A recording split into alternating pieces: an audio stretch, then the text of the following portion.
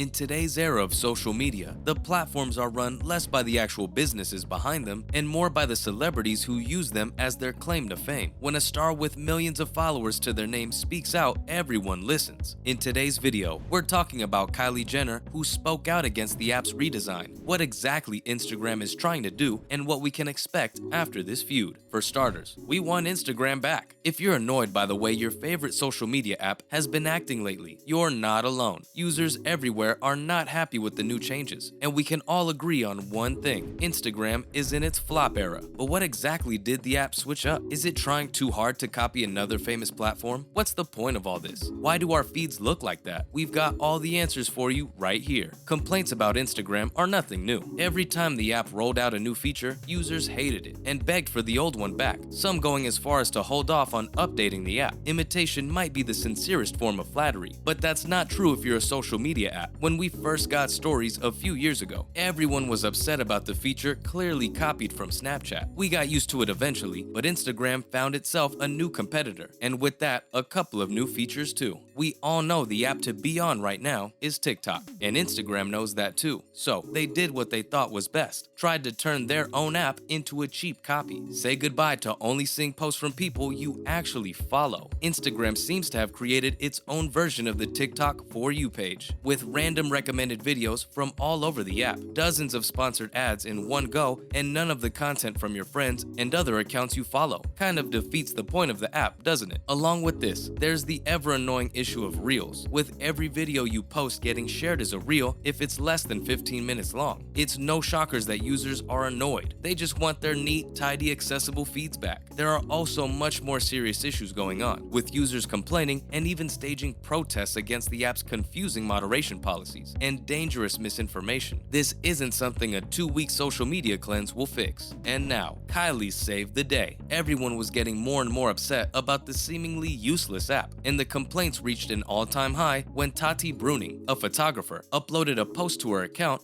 @Illumitati, which has 332,000 followers. The post was simple: a white background saying, "Make Instagram Instagram again. Stop trying to be TikTok. I just want to see cute photos of my friends." But it immediately went viral, racking up millions of likes and reposts, especially when a certain famous family stepped in. Kylie Jenner is the second most followed person on the app, after soccer star Cristiano Ronaldo with 360 million followers. Her half-sister Kim isn't far behind, with 326 million of her own. Naturally, when the sisters both reposted Tati's picture, the world took notice, and so did Instagram. Both of them, along with the Kardashian-Jenner family, are nothing short of the influencer royal family. So if anyone can make a change, it's these two. Kylie even added an extended please to her post, with Kim echoing her with a pretty please. Immediately, people had a collective flashback to the last time Ms. Jenner didn't like an app, in February 2018. The popular app and inventor of the story format, Snapchat, redesigned the interface of its app. Kylie took to Twitter to talk about it, asking her then 24.5 million followers if they even bothered opening the app anymore, because she didn't. The tweet now has 317,000 likes, and Snapchat never expected the way it would impact them. Immediately, the app's share started dropping by 6% a day, and within just a week, they had lost $1.3 billion.